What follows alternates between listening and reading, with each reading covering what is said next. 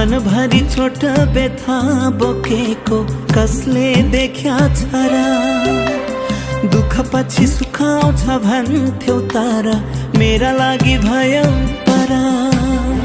खुसीकै निम्ति लड्दै थिए म सास